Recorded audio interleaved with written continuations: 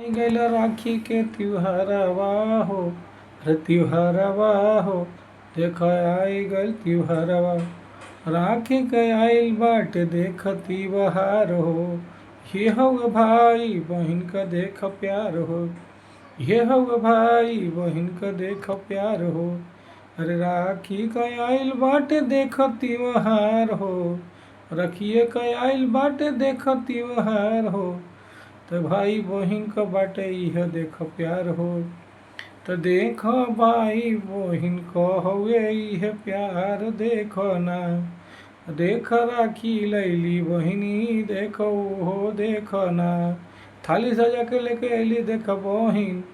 अरे रुई थाई सजा के लेके अली देख बहिन। साथ में दीपक बत्ती लैली बहिन। देख मिठाई साथ में लेके उहो आइल बाड़ी ना। भाई के मुँह मीठ देख उहो करी है देख ना। अरे हाथ में राखी बन के देख उहो बहिना। हाथ में राखी बन के देख उहो बहिना। कुमकुम टीका लगई है देख बहिना। तो भाई के लंबा उम्र खती देख उहो आवेली। भाई बहिन कर त्योहार रक्षा बंधन हुए ना। तो दूर दूर से आवत देख लोग भाई बहिन। भाई खाती केतना लंबा देख लेकर दुआई लेके अली। राखी कब आइल बा त्योहार सुन तू देख। भाई बहिन का आइल प्यार तू सुन देख।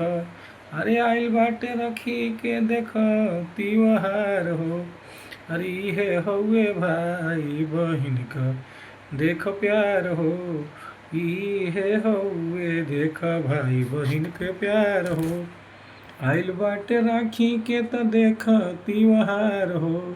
आइल बाटे देखो हो रक्षा बंधन त्योहार हो।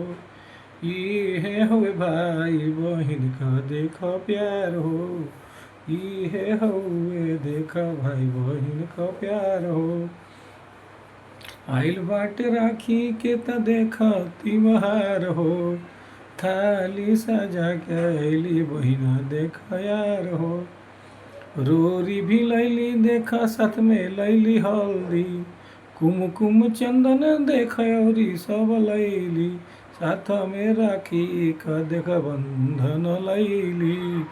भाई का प्रेम देख उहो लैली। रक्षाबंधन लेके अली साथ में बहिना हो। अरे उहे हउए देख राखी के तो त्योहार हो। मिठाई लेके अली देख सजा के सब थाली। इहे हउए भाई बहिन के देख प्यार हो। इहे हउए भाई बहिन के प्यार हो। ये हउए देख भाई बहिन का प्यार हो।